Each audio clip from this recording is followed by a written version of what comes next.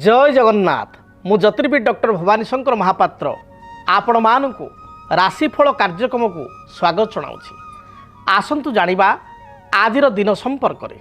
आज हूँ 11 फेब्रुआरी मासर 11 तारिख बुधवार 2026 मसीहा ओडिया रे फाल्गुन मास कृष्ण पक्ष सौर मान रे मकर 29 दिन। दर्शक बंधु आसंतु जानिबा आजिर तिथि नक्षत्र दिनर पंचांग संपर्क में। आज हूँ नवमी तिथि सूर्योदय परठारु दिवा 10 घंटा 5 मिनिट पर्यंत भोग हेबो। दिवा 10 घंटा 5 मिनिट परे दशमी तिथि आरंभ हेबे। आज दिनर नक्षत्र अनुराधा नक्षत्र सूर्योदय परठारु पूर्वाह्न बा सकाळ 11 घंटा 40 मिनिट पर्यंत भोग दिवा 11 घंटा 40 मिनिट परे ज्येष्ठा नक्षत्र आरंभ होई दिन तमाम गति करिवे। आसंतु जानिबा आज दिनर चंद्रमा स्थिति संपर्क में। आज दिन चंद्रमा बिछा राशि रे दिवस रात्र 60 दंड संपूर्ण भोग हेबे। आसंतु जानिबा आज दिनर घात बार एवं घात चंद्र संपर्क में। आज कर्कट राशि व्यक्ति विशेषकर घात बार जो मानकर कर्कट राशि से मानकर आज हूँ घात बार। कौन सी राशि पाई घात चंद्र नाही तेबे कर्कट राशि व्यक्ति घात बार थिबारु जगी रखी चलिबा आवश्यक। स्वास्थ्यगत समस्या पेट व्यथा मानसिक अस्थिरता अर्थ हानि परिवार कलह बा मतभेद भली जोग रहुअछि। सतर्कता अवलंबन करंतु। आसंतु जानिबा आज दिनर निषिद्ध खाद्य संपर्क में। केउं खाद्य को आपण माने आज ग्रहण करिवे नाही। आज दिवा 10 घंटा 5 मिनिट ठारू सकाळ 10 घंटा 5 मिनिट पर ठारू आपण माने कळंबी अर्थात कळम साग को खाद्य हिसाब रे ग्रहण करंतु नाही। दिनटी रे कळम साग खांतु नाही। आमर अनेक समय देखा दिए व्यक्ति विशेष विवाह रे विलंब होई थाए। अनेक चेष्टा करी मध्य विवाह रे विलंब हुए। विवाह प्रस्ताव बारंबार भांगी थाए। विवाह प्रस्ताव भांगिबार कारण कौन? बारंबार विवाह प्रस्ताव पड़ी भांगिबार कारण कौन जदि आमे जानिबा जातकरे लग्नर सप्तम भाव होची विवाहर भाव। सप्तमाधिपति बा सेवेंथ लॉर्ड होचंती जीवन साथी बा लाइफ पार्टनर अधिपति। जदि जातकरे सप्तम स्थान रे मंगल रही थांती, जदि जातकरे सप्तम स्थान रे मंगल शनि एकत्र थांती या आहुरी असुविधा कथा। जदि जातकरे सप्तम स्थान रे राहु थाई बा केतु थाई सप्तमाधिपति बा सप्तमर जे मालिक सप्तम घर अधिपति से षष्ठ अष्टम द्वादश स्थिति रे थांती ताहले विवाह रे अजथा विलंब होई थाए। अनेक प्रस्ताव आसु थाए किंतु प्रस्ताव स्थिरीकृत होई न थाए। अनेक समय अनेक व्यक्ति विशेष कहती ये झीवर बा पुअर गुरुशुद्धि आसी नाही। गुरुशुद्धि नथिबारु तार विवाह हेउ नाही। ये कथा सत्य या ठीक कथा किंतु केवल जे गुरुशुद्धि विवाह विलंबर कारण ता नुह।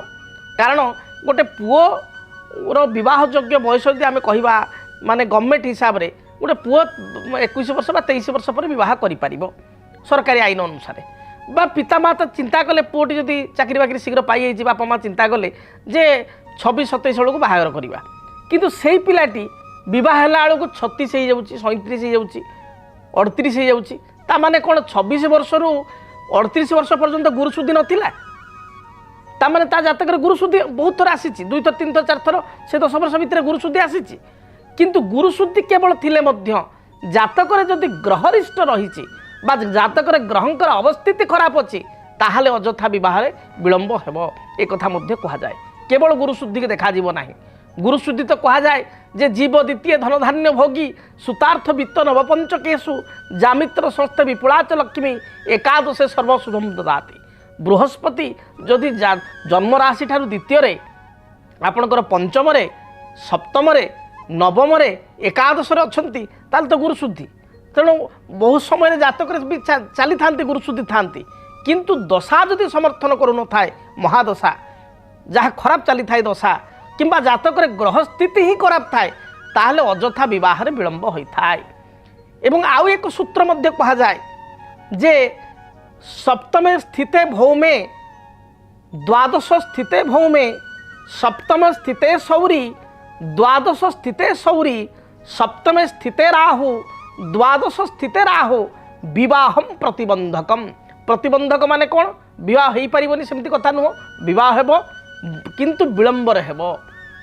एवं अनेक जगह विवाह प्रस्ताव स्थिर हो भांगी जाए। तापई आमे विशेष कर देखो मंगल दोष जदि जातक जनक लग्न मंगल, द्वितीय मंगल, चतुर्थ मंगल, सप्तम मंगल, अष्टम मंगल, द्वादश मंगल थाए ताले विवाह प्रस्ताव पड़ी भांगी जीवार यथेष्ट जोग रही थाए। तेणु विवाह जदि आपण जातक विलंब होउछि बा आपण विवाह योग्य बयस हो जाइछि 3-4 वर्ष 5 वर्ष होलानी आपण बहुटे खोजुचंती बा झियोटे खोजुचंती पुओ पाइका बा झियोटे आपणकर अछि विवाह योग्य हो जाइछि गोटे भल ज्वाइंटे आपण खोजुचंती 3-4 वर्ष 5 वर्ष होलानी मन लाखी ज्वाइंटे मिलु नाही परिवारटे बंधु घरटे मिलु नाही ताहले आपण गोटे छोटिया प्रतिकार करंतु। प्रतिकार स्वरूप गौरी शंकरंकर व्रत अर्थात शिव पार्वतींकर व्रत आपण निश्चय करंतु। 16 सोमवार व्रत झील को करने को कहतु। यही 16 सोमवार गौरी शंकर अर्थात शिव पार्वती को दर्शन एवं पूजन करिवो व्रत करिवो एवं शिवं उद्देश्य 16 सोमवार व्रत मध्य करिवो। देखिए विवाह रे जो विलंब होउछि ता दूरीभूत हेबो। से भली ब्रह्मज्येष्ठी वृक्ष जहाँ कई गाँ गहले ब्राह्मण झाटिया गछ कही ये वृक्ष को आपण कुंडरे लगाई चंदन सिंदूर दीप धूप एवं आपण जदि हलदी रंगर फूल दे प्रत्येक दिन पूजा करेंगे ताहले विवाह रे जदि कौन से कारण अଯଥା विलंब होउछि से विलंब मध्य दूरीभूत हेबो। आउ एक छोट प्रतिकार लाल किताब हिसाब रे आपको कहबी कौन सी पूर्णमी दिन बा प्रत्येक पूर्णिमा कार्य करेंगे प्रत्येक पूर्णिमा कले भल 21 गोटी पूर्णमी भितर जदि कार्य करेंगे ताले एक अचूक प्रतिकार निश्चय बाहागर हो 21टा पूर्णिमा भितर हाएस्ट बहुत लोकंकर देखा जाइए 7टी 8टी 9टी पूर्णिमा भितर बाहागर हो जाइए। तेणु कौन करेंगे ना आपण पूर्णिमा दिन शिवं को जाई शिव मंदिर दर्शन करेंगे किछि दुदुरा फूल अति कम 7टा धला दुदुरा फूल शिवलिंग गोत्र नाम अर्पण करेंगे। संध्या समय जेतबेले आकाश परिष्कार थे चंद्र उज्जवलमयी पूर्णिमा दिन आप पूरा गलाकार चंद्र आकाश में देखा जाउथिबे से समय किसी साबुन फेण करी बा सर्फ किसी फेण करी गोटे बाल्टी पानी रे किसी फेण करी छात उपरकू बा जो जगह चंद्र देखा घर अगणा को विशेषकर छात उपरकू आप क्लीयर चंद्र देखा जाए से सर्फ बाल्टी बा आपंकर बाल्टी किसी सर्फ बा साबुन फेण करी छात उपरकू जी फुटुकाणी साहाय्य आप मेला महोत्सव देखते फुटुकाणी मिलू थाए से फुटुकाणी साहाय्य आपण कौन करेंगे चंद्र को लक्ष्य करी कन्याटीए भल स्वामी भली मिलू भल जीवन साथी मिलू आपण भली गोटे सुंदरिया स्वामीटे मिलू ये मन लाखी स्वामीटे मिलू कारण चंद्रकर आप जानी 27 गोटी नक्षत्र होती राणी 27 गोटी नक्षत्र सी होती स्वामी तेणु चंद्र देखा बहुत सुंदर तेणु आपण भली सुंदर एवं गुणवान आम कहूना एक चंद्र तमहंती नच तारा गण पिच आकाश रे असंख्य तारा थाई पारंती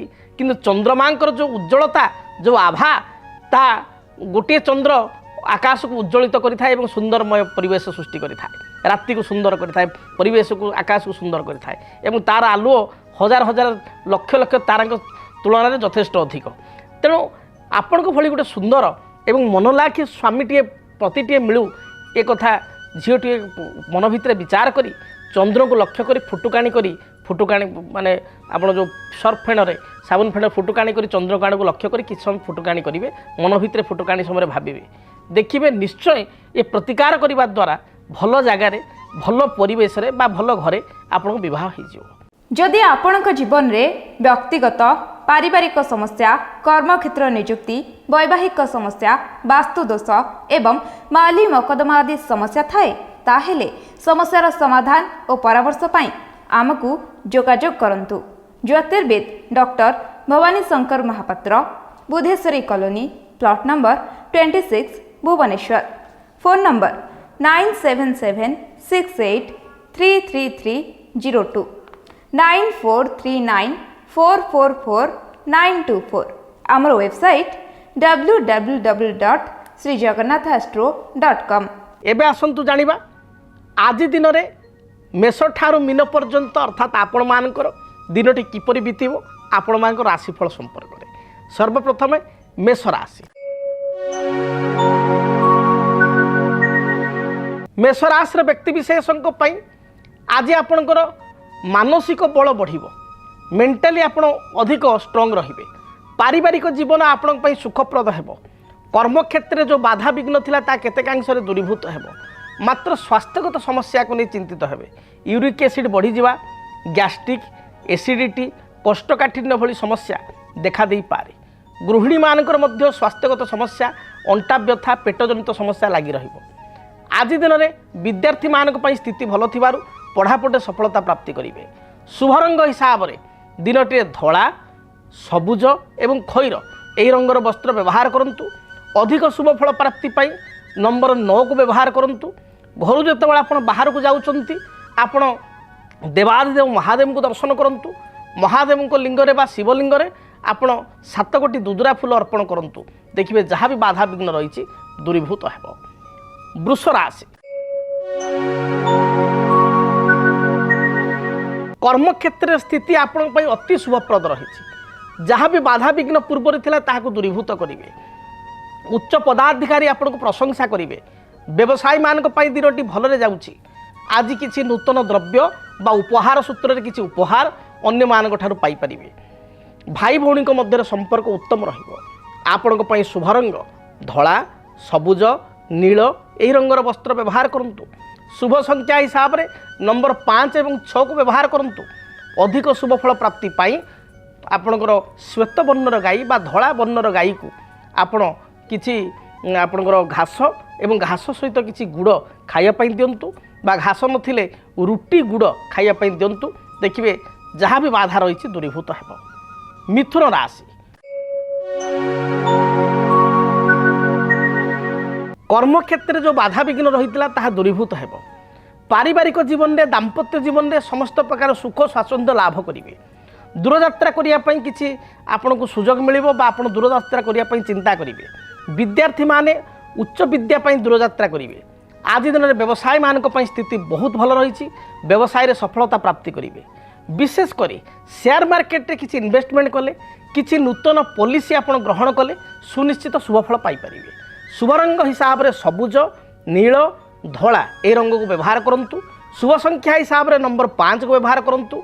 अधिक शुभ फल प्राप्ति पाई आपण जो घर बाहर को जाउछंती सेतबेले सामान्य दही खाई दूरयात्रा करंतु। दिनटी शुभप्रद हेब। कर्कट राशि मानसिक चिंता केतेकांश मन को विचलित करि पारे। पारिवारिक जीवन में साधारण कथा को नहीं टिके डिस्टर्बांस देखा दे पारे बा अशांतिमय परिवेश देखा दे पारे। आपण छोट छोट कथार क्षुब्धित बा क्रोधान्वित हो पारती। विरक्त आज आद्य हूँ ना जगी रखी चलतु। छात्र छात्री मान को अधिक परिश्रम करने पड़ो जद्वारा शुभफल प्राप्ति करेंगे। सरकारी कर्मचारी मान दिनटी शुभप्रद रही शुभर दिनटी बीतब। शुभ रंग हिसाब से दिनटी धला सबुज एवं गोलापी रंग को व्यवहार करंतु। शुभ संख्या हिसाब से दिनटी नंबर 2 एवं नंबर 9 को व्यवहार करंतु। अधिक शुभफल प्राप्ति पाई घर जितेबाला आप बाहर को जाउछंती पक्षी मान को चढ़ई को किसी दाना खाइबा को दे बा आपनकर किसी मुग दाना खाइबा को दे दूरयात्रा करंतु। दिनटी शुभप्रद हेब। सिंह राशि कर्म क्षेत्र जो बाधा विघ्न रही दूरीभूत हेब। पारिवारिक जीवन में आपण सुख स्वाच्छंद्य दे गति करेंगे। संतान को कार्यकलाप को नहीं केतेकांश आपणकर क्रोध उत्पन्न हो पारे बा असंतुष्ट आपण हो पारती। आज दिन में पड़ोशी मान साहाय्य सहयोग प्राप्ति करेंगे। निज रुचि संबंधी कार्य को आपण करेंगे बा रुचि अनुसार मन पसंदिया कार्य किसी करेंगे। आपण शुभ रंग सबुज नील आकाशी ए रंगर वस्त्र परिधान करंतु। शुभ संख्या हिसाब से नंबर 1 और 3 को व्यवहार करंतु। अधिक शुभफल प्राप्ति करने आपण क्षीर रे सामान्य गुड़ मिश्रित करी आपण भगवान सूर्य को जलार्घ्य हिसाब से क्षीर अर्घ्य अर्पण करंतु। देखिए जहाँ भी समस्या रही दूरीभूत हेब। कन्या राशि मानसिक चाप जहाँ पूर्वर था दूरीभूत हेब। कर्म क्षेत्र में मार्ग प्रशस्त हेब। उच्च पदाधिकारी प्रशंसा करेंगे। वाणिज्य करुवा व्यक्तिविशेष रंग रसायन कस्मेटिक किंबा कौन सी आपणकर ट्रांसपोर्ट एक्सपोर्ट इत्यादि व्यवसाय रे सफलता प्राप्ति करेंगे बा भल अर्थ रोजगार करेंगे। गृहिणी मान कर्मजीवी महिला मान दिनटी शुभप्रद रही। विद्यार्थी मान को परिश्रम करने पड़ो। आज दिन में शेयर मार्केट रे किसी इन्वेस्टमेंट कले यह आपण शुभप्रद हेब। आपण शुभ रंग सबुज नील गोलापी यही रंगर वस्त्र परिधान करंतु। शुभ संख्या हिसाब से नंबर 5 को व्यवहार करंतु। अधिक शुभफल प्राप्ति करने आपण लक्ष्मी नारायण को दर्शन करंतु। लक्ष्मी नारायण को निकट में किसी ଆପଣ ଧଳା ମିଠା ଯେଭଳି ରସଗୋଲା ହେଲା କିମ୍ବା ଧଳା ନବାତ ମିଠା ହେଲା କିଛି ଧଳା ମିଠା ଆପଣ ମିଷ୍ଟାନ୍ନ ଆପଣ ଭୋଗ କରି ଆପଣ ପ୍ରସାଦ ରୂପରେ ପାଇ ଯାତ୍ରା କରନ୍ତୁ, ଶୁଭଫଳ ପ୍ରାପ୍ତି କରିବେ। ଯଦି ଆପଣଙ୍କ ଜୀବନରେ ବ୍ୟକ୍ତିଗତ ପାରିବାରିକ ସମସ୍ୟା, କର୍ମକ୍ଷେତ୍ର ନିଯୁକ୍ତି, ବୈବାହିକ ସମସ୍ୟା, ବାସ୍ତୁଦୋଷ ଏବଂ ମାଲି ମକଦ୍ଦମା ଆଦି ସମସ୍ୟା ଥାଏ, ତାହେଲେ ସମସ୍ୟାର ସମାଧାନ ଓ ପରାମର୍ଶ ପାଇଁ ଆମକୁ ଯୋଗାଯୋଗ କରନ୍ତୁ। ଜ୍ୟୋତିର୍ବିଦ doctor Bhabani Shankar Mahapatra, Budheswari colony, plot number 26, Bhubaneswar. Phone number 9776833302 9439444924। ଆମର ୱେବସାଇଟ୍ www.srijagannathastro.com। ଆସନ୍ତୁ ଜାଣିବା ତୁଳାରାଶିର ବ୍ୟକ୍ତିଙ୍କ ପାଇଁ ଦିନଟି କିପରି ବିତିବ। ତୁଳାରାଶିର ବ୍ୟକ୍ତି ବିଶେଷ କର୍ମକ୍ଷେତ୍ରରେ ମାର୍ଗ ପ୍ରଶସ୍ତ ହେବ। ବ୍ୟବସାୟୀମାନେ ବ୍ୟବସାୟରେ ସଫଳତା ପ୍ରାପ୍ତି କରିବେ। ଗୃହିଣୀମାନେ ତଥା କର୍ମଜୀବୀ ମହିଳାମାନେ ଦିନଟି ଉଚ୍ଚ ପ୍ରଶଂସିତ ହେବେ। ପାରିବାରିକ ଜୀବନ ସୁଖରେ ବିତିବ। କିଛି ସୁସ୍ୱାଦୁ ଭୋଜନ ଆଜି ଦିନରେ ଗ୍ରହଣ କରିବେ। କିଛି ଉପହାର ସୂତ୍ରରେ କିଛି ଦ୍ରବ୍ୟ ପ୍ରାପ୍ତି କରିବେ। ନିଜେ କିଛି ବସ୍ତ୍ର ଅଳଙ୍କାର ଆଭୂଷଣ ମହିଳାମାନେ ବା ପୁରୁଷମାନେ ମଧ୍ୟ କ୍ରୟ କରିବେ। ନୂତନ ଯାନବାହନ ପ୍ରତି ଆଗ୍ରହ ରହିବ। ଜମିବାଡ଼ି କ୍ରୟକୁ ନେଇ ଗୃହ ନିର୍ମାଣକୁ ନେଇ ମନରେ ବିଚାର ଆସିବ। ଶୁଭ ରଙ୍ଗ ହିସାବରେ ଧଳା, ସବୁଜ, ନୀଳ ରଙ୍ଗକୁ ବ୍ୟବହାର କରନ୍ତୁ। ଶୁଭ ସଂଖ୍ୟା ହିସାବରେ 5 ଏବଂ 6କୁ ବ୍ୟବହାର କରନ୍ତୁ। ଅଧିକ ଶୁଭ ଫଳ ପ୍ରାପ୍ତି କରିବା ପାଇଁ ଆପଣ ଶ୍ଵେତ ରଙ୍ଗର ଗାଈକୁ ବା ଧଳା ବର୍ଣ୍ଣର ଗାଈକୁ ରୁଟି ଏବଂ ଗୁଡ଼ ଖାଇବା ପାଇଁ ଦିଅନ୍ତୁ। ଦେଖିବେ ଯାହା ବି ବାଧା ରହିଛି ଦୂରୀଭୂତ ହେବ। ବିଛା ରାଶି କର୍ମକ୍ଷେତ୍ରକୁ ନେଇ ସାମାନ୍ୟ ଚାପଗ୍ରସ୍ତ ହୋଇପାରନ୍ତି। ମନ ମଧ୍ୟରେ ଅଯଥା ଅଶାନ୍ତି ଦେଖାଦେବ। ବିବାଦୀୟ ମନ୍ତବ୍ୟ ଦେଇ ବା କଟୁ କଥା କହି ଅସୁବିଧାରେ ପଡ଼ିପାରନ୍ତି। ମନର କଥା ମନେ ରଖନ୍ତୁ। ଅନ୍ତର କଥା ଅନ୍ୟ ଆଗରେ ସେୟାର କରନ୍ତୁ ନାହିଁ। ଅନ୍ୟକୁ ସାହାଯ୍ୟ କରିବାକୁ ଯାଇ ନିଜେ ଅସୁବିଧାରେ ପଡ଼ିପାରନ୍ତି। ଆଜି ଆପଣଙ୍କର ଘାତ 12, ଘାତ ଚନ୍ଦ୍ର ଉଭୟ ଯୋଗ ଥିବାରୁ ଯାନବାହନରେ ସତର୍କତା ଅବଲମ୍ବନ କରନ୍ତୁ। କୌଣସି ଏଗ୍ରିମେଣ୍ଟ ବା ଦସ୍ତଖତରେ ଆପଣ ସ୍ୱାକ୍ଷର କରିବା ପୂର୍ବରୁ ଭାବିଚିନ୍ତି ଦସ୍ତଖତ ବା ସ୍ୱାକ୍ଷର କରନ୍ତୁ। ଆଜି ଆପଣ ଠକାମିରେ ପଡ଼ିପାରନ୍ତି। ସ୍ୱାସ୍ଥ୍ୟ ବାଧା, କୌଣସି ଛୋଟ ମୋଟ ଶାରୀରିକ ଆଘାତ ଦେଖା ଦେଇପାରେ। ଦିନ ଭଲ ଯାଉନଥିବାରୁ ହନୁମାନଙ୍କୁ ଦର୍ଶନ କରନ୍ତୁ। ହନୁମାନ ଚାଳିଶା ପାଠ କରି ଦୂରଯାତ୍ରା କରନ୍ତୁ ବା ଯଦି ପାରିବେ ସୁନ୍ଦରାକାଣ୍ଡ ପାଠ କରନ୍ତୁ। ଶୁଭ ଫଳ ପ୍ରାପ୍ତି କରିବେ। ଧନୁ ରାଶି ଆୟର ମାତ୍ରା ଆପଣଙ୍କର ବହୁଗୁଣିତ ହେବ। ବିଭିନ୍ନ ସୂତ୍ରରେ ଆପଣ ଆୟ ଲାଭ କରିବେ। ମାତ୍ର ଆୟ ଅନୁପାତରେ ବ୍ୟୟ ମଧ୍ୟ ସେଭଳି ଅଧିକ ହେବ ବା ଖର୍ଚ୍ଚ ଅଧିକ ହେବ। କୌଣସି ବନ୍ଧୁବାନ୍ଧବ ପାଇଁ ବା ନିଜ ଲୋକଙ୍କ ପାଇଁ, ସମ୍ପର୍କଙ୍କ ପାଇଁ ଆପଣ ଆଜି ଖର୍ଚ୍ଚ କରିବେ କିମ୍ବା ମାଙ୍କର ବା ସ୍ତ୍ରୀଙ୍କର ସ୍ୱାସ୍ଥ୍ୟଗତ ସମସ୍ୟାକୁ ନେଇ ଆପଣ ଖର୍ଚ୍ଚାନ୍ତ ହେବେ। ଦିନଟିରେ ଜଗି ରଖି ଚଳନ୍ତୁ। ଆୟକୁ ଆପଣ ଅଧିକ କେମିତି କରିବେ ସେ ଅନୁସାରେ ଆପଣ ପ୍ରଯତ୍ନ ହୁଅନ୍ତୁ। ପାରିବାରିକ ଜୀବନ ଆପଣଙ୍କ ପାଇଁ ମଧ୍ୟମ ରହିଛି। ସନ୍ତାନଙ୍କ କାର୍ଯ୍ୟକଳାପ ଆପଣଙ୍କୁ ଆନନ୍ଦ ଦେବ। ଆଜି ଦିନରେ କିଛି ନୂତନ କନସାଇନମେଣ୍ଟ ବା କିଛି ନୂତନ କାର୍ଯ୍ୟକୁ ଆପଣ ଆରମ୍ଭ କରିପାରନ୍ତି। ଆପଣଙ୍କ ପାଇଁ ଶୁଭ ରଙ୍ଗ ସବୁଜ, ନୀଳ, ଆକାଶୀ ଏହି ରଙ୍ଗର ବସ୍ତ୍ର ବ୍ୟବହାର କରନ୍ତୁ। ଶୁଭ ସଂଖ୍ୟା ହିସାବରେ ନମ୍ବର 3 ଏବଂ 9କୁ ବ୍ୟବହାର କରନ୍ତୁ। ଯେତେବେଳେ ଦୂରଯାତ୍ରା କରୁଛନ୍ତି ଯାତ୍ରା ସମୟରେ ଦେବାଦେବ ମହାଦେବଙ୍କୁ ଦର୍ଶନ କରନ୍ତୁ। ଶିବଲିଙ୍ଗରେ ଆପଣ 7 ଗୋଟି ଦୁଦୁରା ଫୁଲ ଅର୍ପଣ କରନ୍ତୁ ବା 7 ଗୋଟି ବେଲପତ୍ର ଅର୍ପଣ କରି ଦୂରଯାତ୍ରା କରନ୍ତୁ। ଶୁଭ ଫଳ ପ୍ରାପ୍ତି କରିବେ। ଆସନ୍ତୁ ଜାଣିବା ମକର ରାଶିର ବ୍ୟକ୍ତିଙ୍କ ପାଇଁ ଦିନଟି କିପରି ବିତିବ।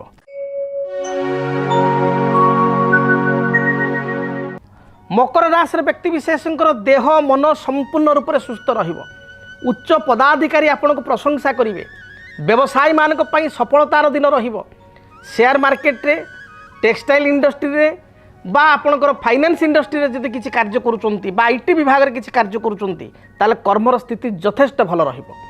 আপনার আজ কিছু নূয়া কার্য আপনার আরম্ভ করে পারতি বা শুভারম্ভ করে পারতি। বহুদিনর প্রতীক্ষিত সম্বাদক আপনার প্রাপ্তি করবে। বন্ধুঙ্ক ঠারু উপহার পাইবে। মহিলা মানক পাই দিনটি সম্পূর্ণ রূপে নূতন সুযোগ আনিদেব। আপনার শুভ রঙ সবুজ নীল গোলাপী এই রঙর বস্ত্র পরিধান করন্তু। শুভ সংখ্যা হিসাবে নম্বর 8 को व्यवहार करंतु। अधिक शुभ फल प्राप्ति करिया पाई आपण हनुमान को दर्शन करंतु। हनुमान को निकट राशि तेल लागी करी बा हनुमान सिंदूर लागी करी हनुमान सिंदूर कपाल रे बा गळार लागी करी दूरयात्रा करन जांतु। ଦିନଟି ଶୁଭପ୍ରଦ ହେବ। କୁମ୍ଭ ରାଶି। କୁମ୍ଭ ରାଶିର ବ୍ୟକ୍ତିବିଶେଷଙ୍କ ପାଇଁ ଅଚାନକ କିଛି ଅର୍ଥ ପ୍ରାପ୍ତିର ଯୋଗ ରହିଛି। ତେଣୁ ଦିନଟି ଆପଣଙ୍କ ପାଇଁ ସୁବିଧା ରହିବ ବା ସମ୍ପୂର୍ଣ୍ଣ ସୁଯୋଗ ଆଣିଦେବ।